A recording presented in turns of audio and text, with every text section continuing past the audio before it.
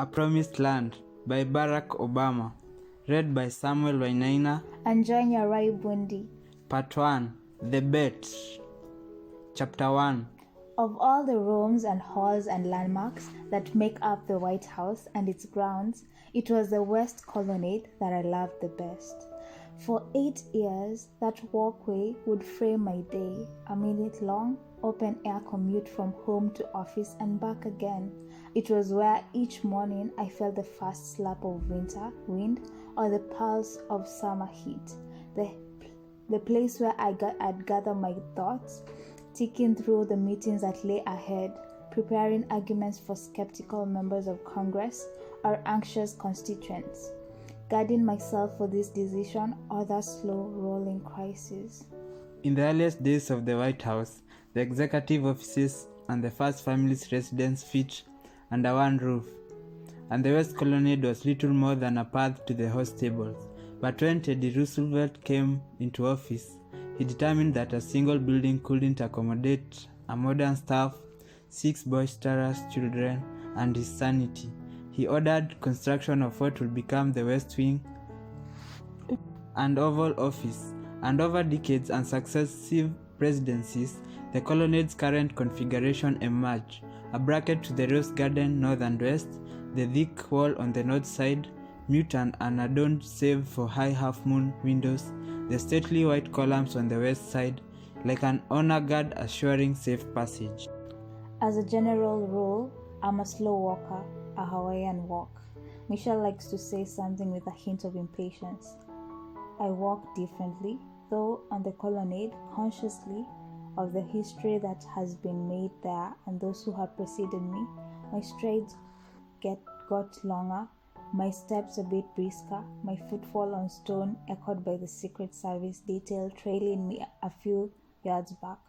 When I reached the ramp at the end of the colonnade, a legacy of FDR and his wheelchair, I picture him smiling, chin out, cigarette holder clenched tight in his teeth as he strains to roll up the incline. I'd wave at the uniformed guard just inside the glass-paned door. Sometimes the guard would be holding back a surprised flock of visitors. If I had time, I would shake their hands and ask where they were from.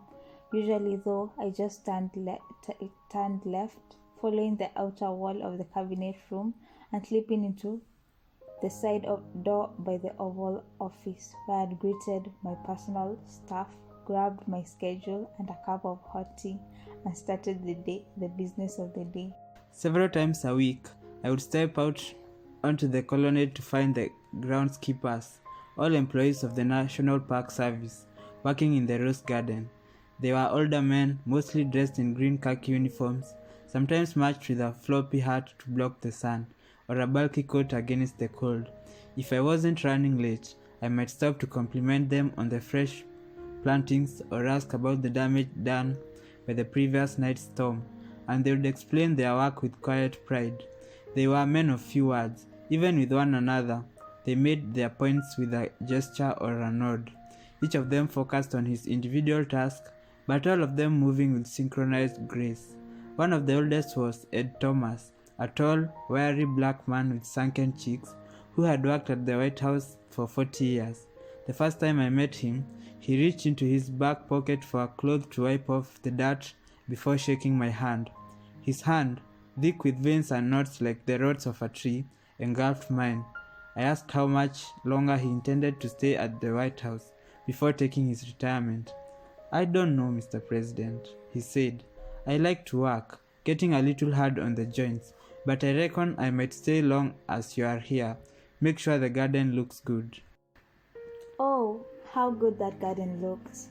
The shady magnolias rising high at each corner, the hedges thick and rich green, the crab apple tree pruned just so, and the flowers cultivated in greenhouses a few miles away, providing a constant explosion of colors, reds and yellows, and pinks and purples. In spring, the tulips massed in bunches, their heads tilted towards the sun.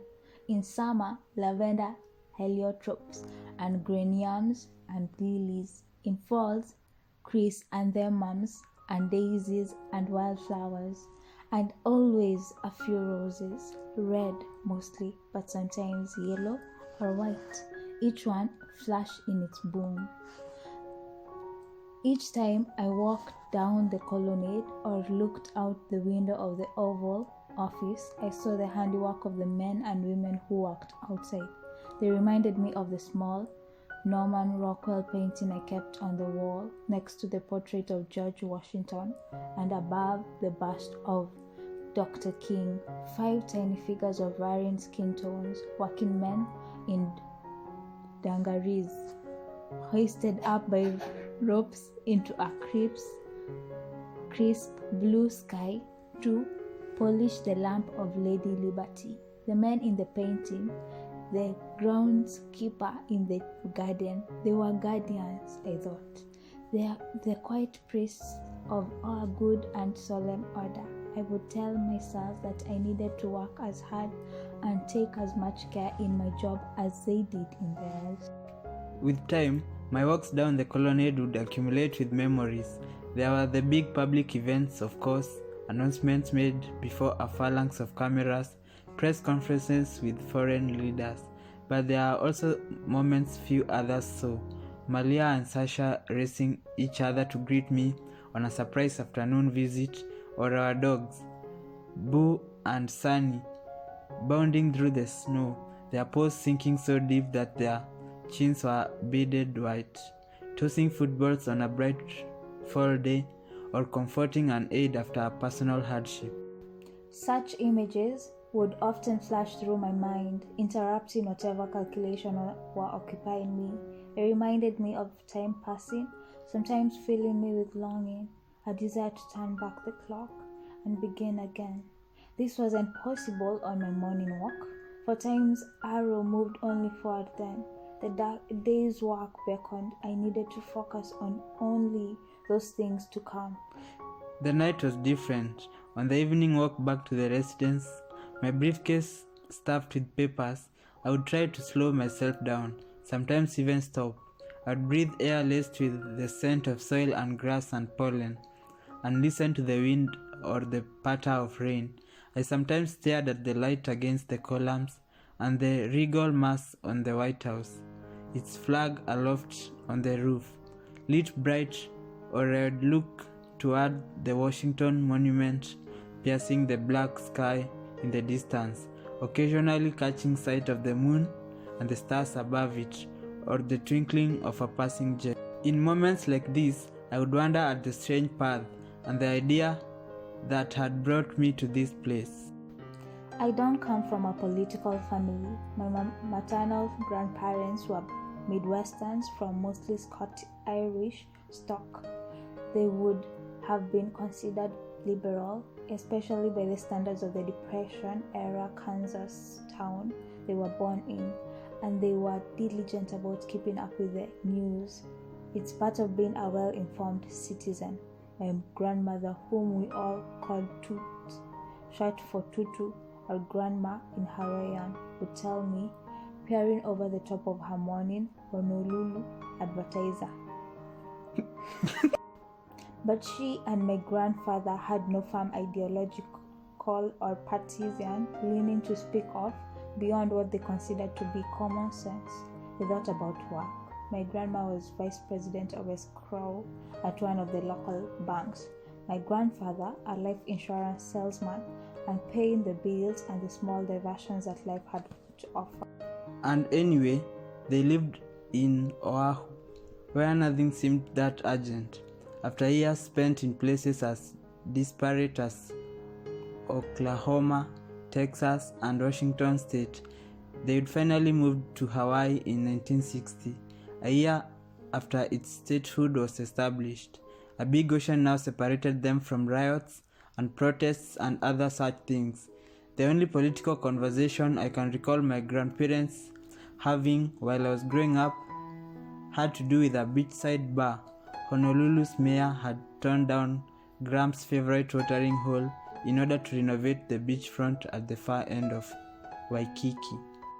Gramps never forgave him for it. My mother, Anna Dunham, was different, full of strong opinion. My grandparents' only child, she rebelled against conventions in high school, reading beatnik poets and French existentialists, joyriding with a friend to San Francisco for days without telling anyone. As a kid, I'd hear from her about civil rights marches and why the Vietnam War was a misguided disaster, about the women's movement, yes, on equal pay, not as keen on not shaving her legs, and the war on poverty. When we moved to Indonesia to live with my stepfather, she made sure to explain the sins of government corruption. It's just still in Bari, even if everyone appeared to be doing it. Later, during the summer, I turned 12 when we went on a month-long family vacation traveling across the United States. She insisted we watch the Watergate hearings every night, providing her own running commentary. What do you expect from MacArthur? She didn't just focus on headlines either. Once, when she discovered I had been part of a group that was teasing a kid at school, she sat me down in front of her, lips pursed with disappointment. "You know, Barry," she said. That's the nickname she and my grandparents used for me when I was growing up, often shorter to Bar, pronounced Bear. There are people in the world who think only about themselves. They don't care what happens to other people so long as they get what they want. They put other people down to make themselves feel important. Then there are people who do the opposite, who are able to imagine how others must feel and make sure that they don't do things that hurt people. "So," she said, looking me squarely in the eye, "which kind of person do you want to be?" I felt lousy, as she intended it to. Her question stayed with me for a long time. For my mother, the world was full of opportunities for moral instruction, but I never knew her to get involved in a political campaign. Like my grandparents, she was suspicious of platforms, doctrines, absolutes, preferring to express her values on smaller canvas. The world is complicated, Bar. That's why it's interesting. Dismayed by the war in Southeast Asia, she would end up spending most of her life there, absorbing the language and culture, setting up microlending programs for people in poverty long before microcredit became trendy in international development. Appalled by racism, she would marry outside her race, not once but twice, and go on to lavish what seemed like an inexhaustible love on her 2 brown children. Incensed by societal constraints put upon women, she would divorce both men when they proved overbearing or disappointing, carving out a career of her own choosing, raising her kids according to her own standards of decency, and pretty much doing whatever she damn well pleased. In my mother's world, the personal really was political, although she wouldn't have had much use for the slogan. None of this is to say that she lacked ambition for her son. Despite the financial strain, she and my grandparents would send me to Punhao, Hawaii top prep school. The thought of me not going to college was never entertained, but no one in my family would ever have suggested I might hold public office someday. If you'd asked my mother, she might have imagined that I'd end up heading a philanthropic institution like the Ford Foundation. My grandparents would have loved to see me become a judge or a great courtroom lawyer like Perry Mason. Might as well put that smart mouth of his to use, Gramps would say. Since I didn't know my father, he didn't have much input. I vaguely understood that he had worked for the Kenyan government for a time, and when I was 10, he traveled to Kenya to stay with us for a month in Honolulu. That was the first and last time I saw of him. After that, I heard from him only through the occasional letter written on thin blue airmail paper that was pre-printed to fold an address without an envelope. Your mother tells us you think you may want to study architecture. One lecture might read. I think this is a very practical profession, and one that can be practiced anywhere in the world. It was not much to go on. As for the world beyond my family, well, What they would see for most of my teenage years was not a budding leader, but rather a lackadaisical student, a passionate basketball player of limited talent, and an incessant, dedicated partier. No student government for me, no Eagle Scouts or interning at the local congressman's office. Through high school, my friends and I didn't discuss much beyond sports, girls, music, and plans for getting loaded. 3 of these guys, Bobby Titcomb, Greg Orme, and Mike Ramos, remain some of my closest friends. To this day, we can laugh for hours over stories of our misspent youth. In later years, they would throw themselves into my campaigns with a loyalty for which I will always be grateful, becoming as skilled at defending my record as anyone on MSNBC. But there were also times during my presidency, after they had watched me speak to big crowd, say or receive a series of crisp salutes from young Marines during a base tour, when their faces would betray a calm bafflement, as if they were trying to reconcile the graying man in a suit and tie with the ill-defined man-child they once knew. That guy, they must have said to themselves, how the hell did that happen? And if my friends had ever asked me directly, I'm not sure I would have a good answer. I do know that sometime in high school I started asking questions about my father's absence and my mother's choices, about how it was I'd come to live in a place where few people looked like me. A lot of the questions centered on race. Why did blacks play professional basketball but did not coach it? What did that girl from school mean when she said she didn't think of me as black?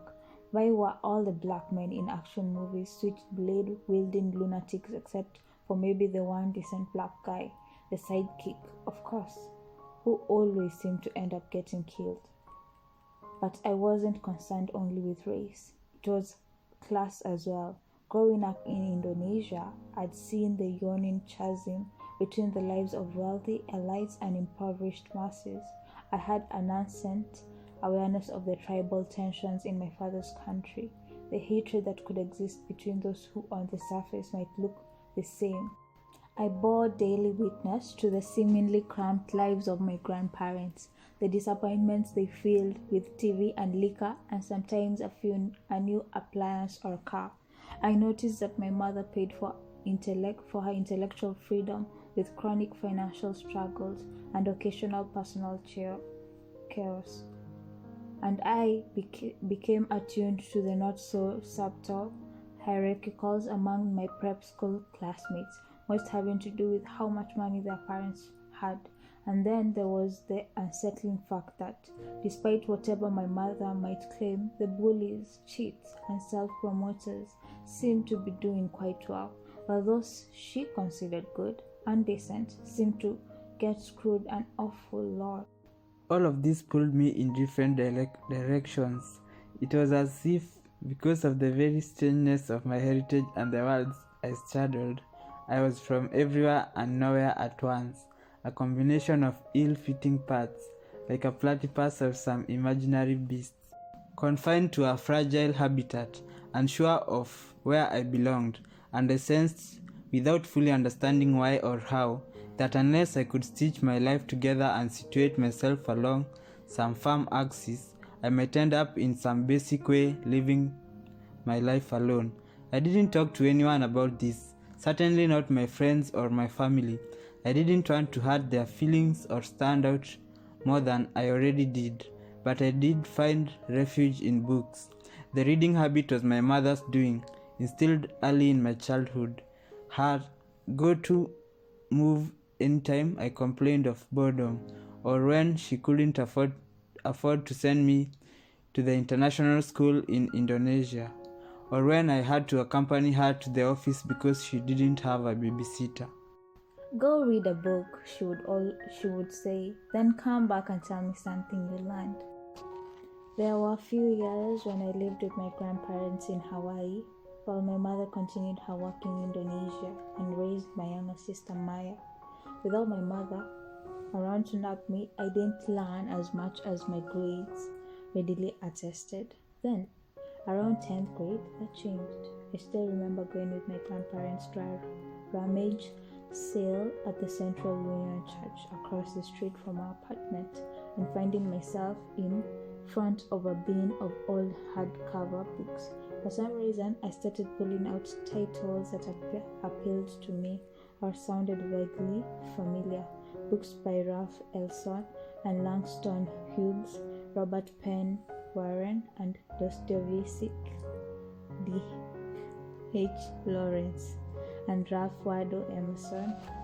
Gramps, who was eyeing a set of used golf clubs, gave me a confused look when I walked up with my box of books. Planning to open a library, my grandmother shushed him, finding my sudden interest in literature admirable.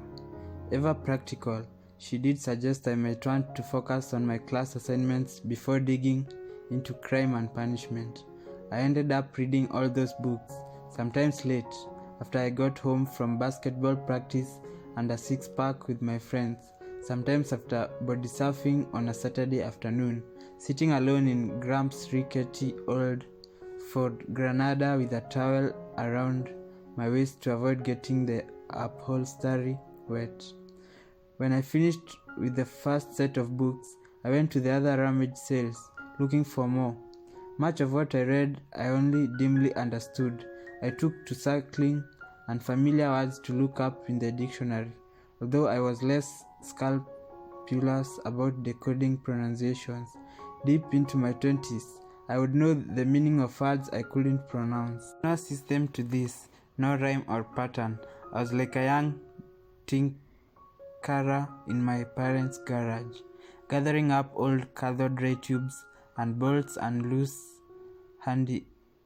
wires. Not sure what I would do with any of it, but convinced it would prove handy once I figured out the nature of my calling. My interest in books probably explains why I not only survived high school but arrived at Occidental College in 1979 with a thin but passable knowledge of political issues and a series of half-baked opinions that I'd toss out during late-night bull sessions in the dorm. Looking back, it's embarrassing to recognize the degree to which my intellectual curiosity, those first 2 years of college, paralleled the interests of various women I was attempting to get to know, Marx and Marcuses. So I had something to say to the long-legged socialist who lived in my dorm, Fanon and Gwendolyn Brooks from the smooth-skinned sociology major who never gave me a second look, Foucault and Woolf for the ethereal bisexuals who wore mostly black. As a strategy for picking up girls, my pseudo-intellectualism proved mostly worthless. I found myself in a series of affectionate but chaste friendships. Still, this heartling effort served a purpose. Something approaching a worldview took shape in my mind. I was helped along by a handful of professors who tolerated my iffy study habits and my youthful pretensions. I was helped even more by a handful of mostly older students, black kids from the inner city, white kids who had scratched their way into college from small towns, first-generation Latino kids, international students from Pakistan or India, or countries in Africa that teetered on the edge of chaos. They knew what mattered to them. When they spoke in class, their views were rooted in actual communities, actual struggles. Here's what the budget cuts means in my neighborhood. Let me tell you about my school before you complain about affirmative action. The First Amendment is great, but why does the US government say nothing about the political prisoners in my country? The 2 years I'd spent at Occidental represented the start of my political awakening, but that didn't mean I believed in politics. With few exceptions, everything I observed about politicians seemed dubious. The blow-dried hair, the wolfish grins, the bromides and self-peddling on TV, while behind closed doors they carried the favor of corporations and other moneyed interests. They were actors in a rigged game, I decided, and I wanted no part of it. What did capture my attention was something broader and less conventional, not political campaigns but social movements. We are ordinary people trying together to make change. I became a student of suffragettes and early labor organizers, of Gandhi and Lech Walesa and African National Congress. Most of all, I was inspired by the young leaders of the civil rights movement, not just Dr. King, but John Lewis and Bob Moses, Fannie Lou Hamer and Diana Nash. In their heroic efforts going door to door to register voters, sitting down at lunch counters, and marching to freedom songs, I saw the possibility of practicing the values my mother had taught me. How you could build power not by putting others down but by lifting them up. This was true democracy at work. Democracy not as a gift from on high or a division of spoils between interest groups, but rather democracy that was earned, the work of everybody. The result was not just a change in material conditions, but a sense of dignity for people and communities, a bond between those who had once seemed far apart. This, I decided, was an ideal worth pursuing. I just needed focus. After my sophomore year, I transferred to Columbia University, figuring it would be a new start. For 3 years in New York, holed up in a series of dilapidated apartments, largely shorn of old friends and bad habits, I lived like a monk, reading, writing, filling up journals. Rarely bothering with college parties or even eating hot meals, I got lost in my head, preoccupied with questions that seemed to layer themselves one over the next. What made some movements succeed where others failed? Was it a sign of success when portions of a cause were absorbed by conventional politics, or was it a sign that the cause had been hijacked? When was compromise accepted and when was it selling out? And how did one know the difference? Oh, how honest I was then, how fierce and humorless. When I look back on my journal entries from this time, I feel a great affection for the young man that I was, aching to make a mark in the world, wanting to be a part of something grand and idealistic, which evidence seemed to indicate did not exist. This was America in the early 1980s after all. The social movements of the previous decade had lost their vibrancy. A new conversation was taking hold. Ronald Reagan was president, the economy was in recession, the Cold War was in full swing. If I were to travel back in time, I might urge the young man I was to set the books aside for a minute, open the windows, and let in some fresh air. My smoking habit was then in full bloom. I'd tell him to relax, go meet some people, and enjoy the pleasures that life reserves for those in their 20s.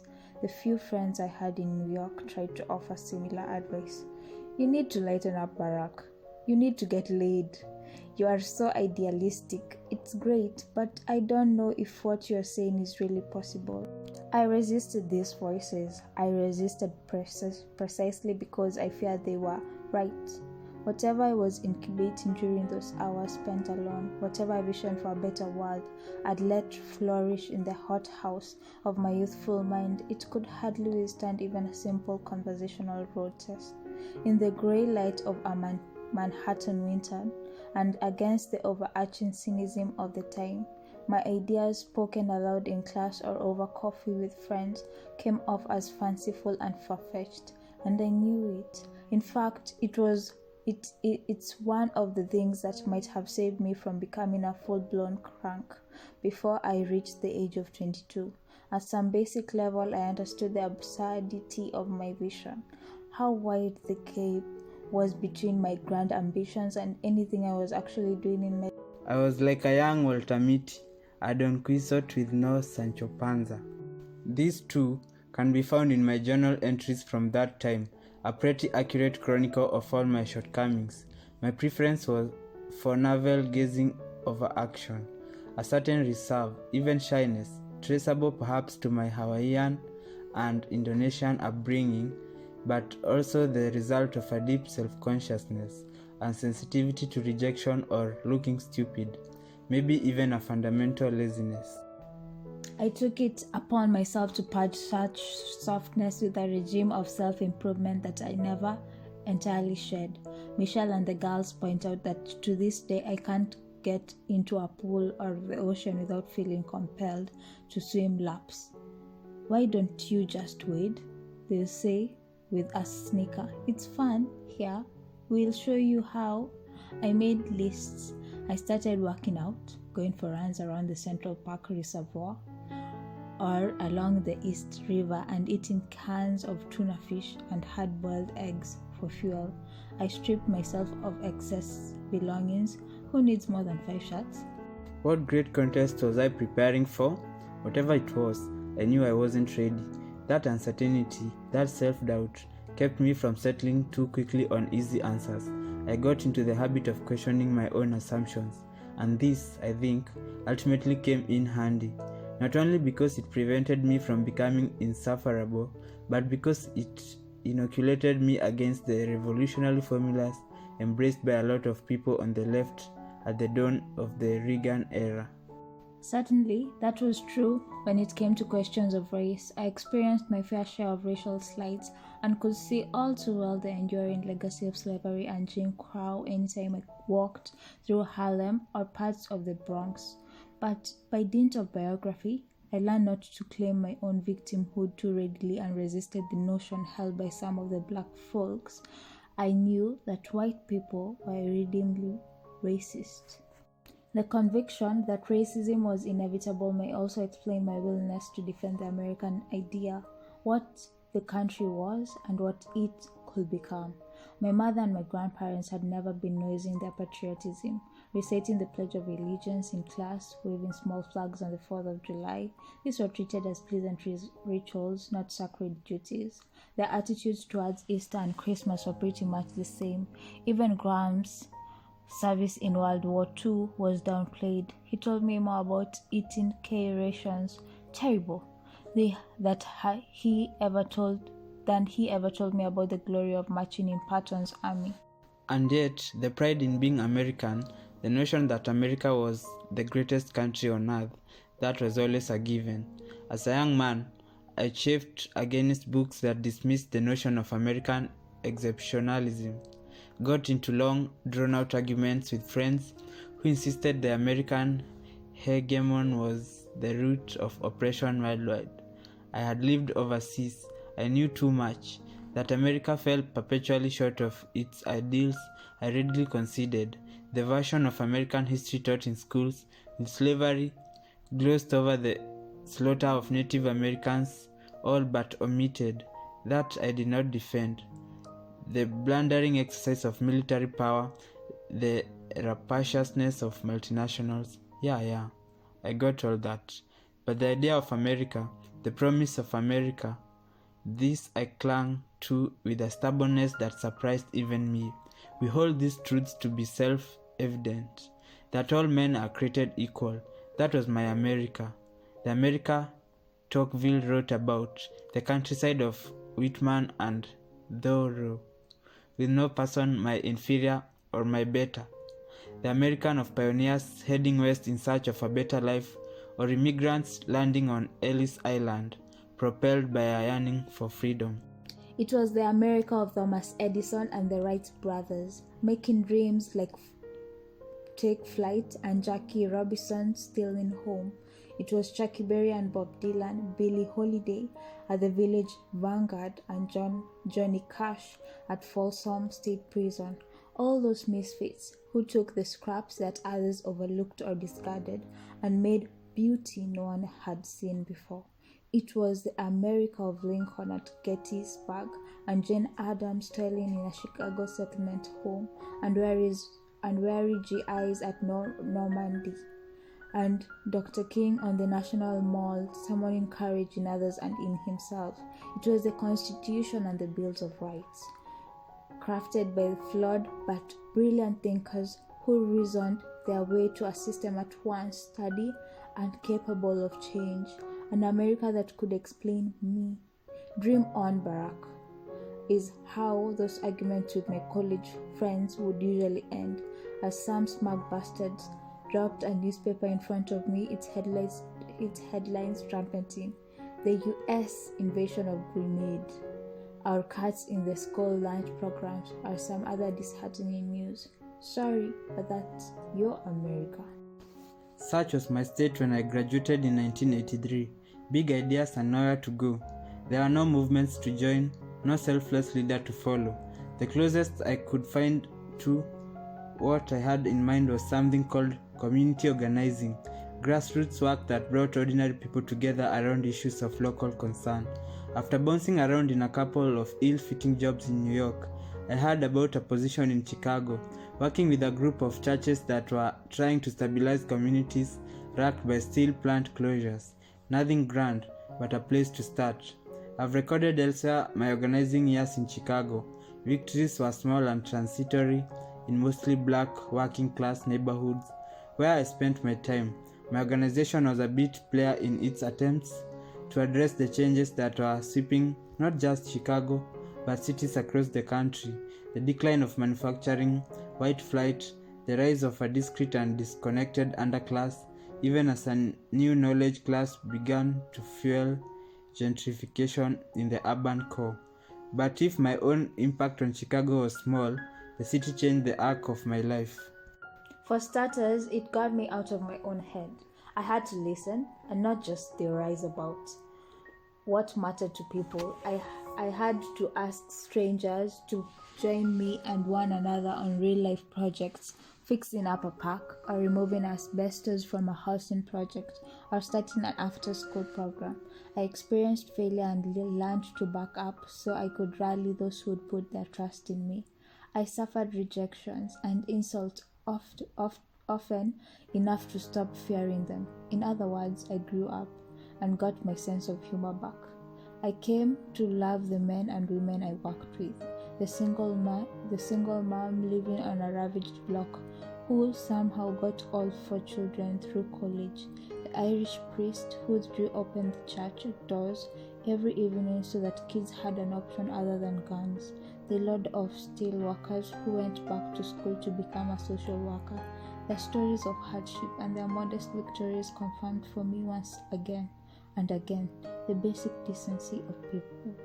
Through them, I saw the transformation that took place when citizens held their leader and institutions to account, even on some things as small as putting in a stop sign on a busy corner or getting more police patrols. I noticed how people stood up a little straighter, saw themselves differently when they learned that their voices mattered.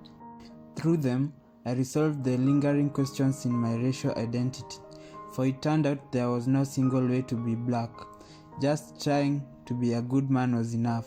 Through them, I discovered a community of faith, that it was okay to doubt, to question, and still reach for something beyond the here and now. And because I had in church basements and on bungalow porches the very same values, honesty and hard work and empathy that had been drilled into me by my mother and grandparents, I came to trust the common thread that existed between people. I can't help but wonder sometimes what would have happened if I had stayed with organizing, or at least some version of it. Like many local heroes I've met over the years, I might have managed to build up an institution that could reshape a neighborhood or a portion of the city. Anchored deep in a community, I might have steered money and imagination to change not the world, but just one place or that one set of kids, doing work that touched the lives of neighborhoods and friends in some measurable and useful way. But I didn't stay. I left for Harvard Law School, and here is where the story gets murkier in my mind, with my motives open to interpretation. I told myself then, and like to tell myself still, that I left organizing because I saw the work I was doing as too slow, too limited, not able to match the needs of the people I hoped to serve. A local job training center couldn't make up for thousands of steel jobs lost by a plant closing. An after-school program couldn't compensate for chronically underfunded schools or kids raised by their grandparents because both parents were doing time. On every issue, it seemed we kept bumping up against somebody, a politician, a bureaucrat, some distant CEO, who had the power to make things better but didn't. And when we did get concessions from them, it was most often too little, too late. The power to shape budgets and guide policy was what we needed, and that power lay elsewhere. Moreover, I came to realize just 2 years before I arrived, there had been a movement for change in Chicago, and one was both social and political, a deep shift current that I had failed to fully appreciate because it hadn't conformed to my theories. It was the movement to elect Harold Washington as the first city's black mayor.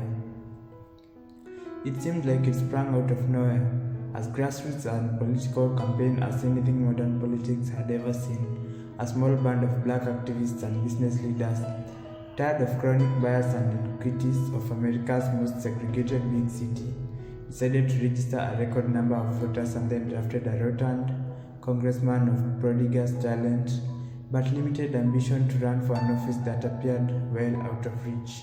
Nobody thought it had a chance. Even Harold was skeptical. The campaign operated hand to mouth, staffed largely by inexperienced volunteers. But then it happened, some form of spontaneous combustion. People who had never thought about politics, people who had never even voted, got swept up in the cause. Seniors and school children started spotting the campaign's blue buttons, a collective unwillingness to keep putting up with a steady accumulation of unfairness and slights. All the bogus traffic stops and second-hand textbooks, all the times black folks walked past a park district-filled house on the north side and noticed how much nicer it was than the one in their neighborhood. All the times they'd been passed over for promotions or denied bank loans, gathered like a cyclone and toppled City Hall. By the time I arrived in Chicago, Harold was halfway through his first term. The city council, once a rubber stamp for Old Man Darley, had divided into racial camps, a controlling majority of white aldermen blocking every reform that Harold proposed. He tried to wheedle and cut deals, but they wouldn't budge. It was riveting television, tribal and raw, but it limited what Harold could deliver for those who had elected him. It took a federal court redrawing a racially gerrymandered aldermanic map for Harold to finally get the majority and break the deadlock. And before he could realize many of the changes he had promised, he was dead of an heart attack.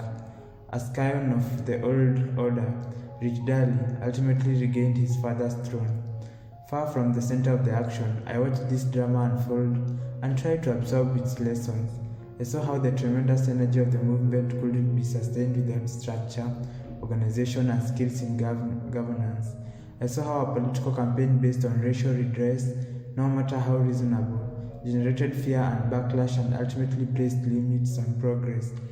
And in the rapid collapse of Harold's coalition after his death, I saw the danger of relying on a single charismatic leader to bring about change. And yet, what a force he was for those 5 years.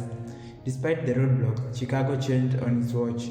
City services, from tree trimming to snow removal to road repair, came to be spread more evenly across wards. New schools were built in poor neighborhoods. City jobs are no longer subject solely to patronage. And the business community at long last started paying attention to the lack of diversity in their ranks. Above all, Harold gave people hope. The way black Chicagoans talked about him in those years was reminiscent of how a certain generation of white progressives talk about Bobby Kennedy. It wasn't so much what he did as how he made you feel, like anything was possible, like the world was yours to remake. For me, this planted a seed. It made me think for the first time that I wanted someday to run for public office. I wasn't the only one thus inspired. It was shortly after Harold's election that Jesse Jackson would announce he was running for president. Wasn't this where the energy of the civil rights movement had migrated into electoral politics? John Lewis, Andrew Young, Julian Bond hadn't run for office, deciding this was the arena where they could make the most difference. I knew there were pitfalls, the compromises, the constant money chase, the losing track of ideals, and the relentless pursuing of winning. But maybe there was another way. Maybe you could generate the same energy, the same sense of purpose, not just within the black community, but across all racial lines. Maybe with enough preparation, policy know-how, and management skills, you could avoid some of Harold's mistakes. Maybe the principles of organizing could be marshaled, not just to run a campaign, but to govern, to encourage participation and active citizenship among those who had been left out, and teach them not just to trust their elected leaders, but to trust one another and themselves. That's what I told myself. But it wasn't the whole story. I was also struggling with narrower questions of my own ambitions. As much as I'd learned from organizing, I didn't have much to show for it in terms of concrete accomplishments. Even my mother, the woman who would always march to a different drama, worried about me. I don't know, Bar, she told me one Christmas. You can spend a lifetime working outside institutions, but you might get more done trying to change these institutions from the inside. Please take it from me, she said with a rueful laugh. Being broke is overrated. And so it was that in the fall of 1988, I took my ambitions to a place where ambition hardly stood out. Valedictorians, student body presidents, Latin scholars, debate champions, the people I found at Harvard Law School were generally impressive young men and women who, unlike me, had grown up with a justifiable conviction that they were destined to lead lives of consequence. That I ended up doing well there I attribute mostly to the fact that I was a few years older than my classmates, whereas many felt burdened by the workload. For me, days spent in the library, or better yet, on the couch of my off-campus apartment, a ball game on with the sound muted, felt like an absolute luxury after 3 years of organizing community meetings and knocking on doors in the cold. There was also this, the study of law. It turned out wasn't so different from what I had done, my years of solitary musing on civic questions, what principles should govern the relationship between the individual and society, and how far did our obligations to others extend? How much should the government regulate the market?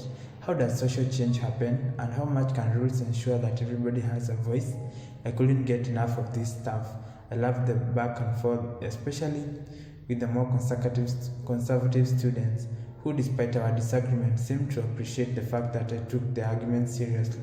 In classroom discussions, my hand kept shooting up, earning me some well-deserved eye rolls. I couldn't help it. It was as if, after years of locking myself away with a strange obsession, like juggling, say, or sword swallowing, I now found myself in a circus school. Enthusiasm makes up for a host of deficiencies. I tell my daughters at least that was true for me at Harvard. In my second year, I was elected the first black head of law review, which generated a bit of national press. I signed a contract to write a book. Job offers arrived from around the country.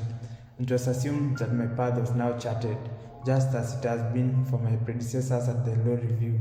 I would clerk for a Supreme Court justice, work for a top law firm, or the office of the United States Attorney. And when the time was right, I could, if I wanted, try my hand at politics. I was a heady staff. The only person who questioned this smooth path of ascent seemed to be me. It had come too quickly, the big salaries being dangled, the attention. It felt like a trap. Luckily, I had time to consider my next move, and anyway, the most important decision ahead would end up having nothing to do with law.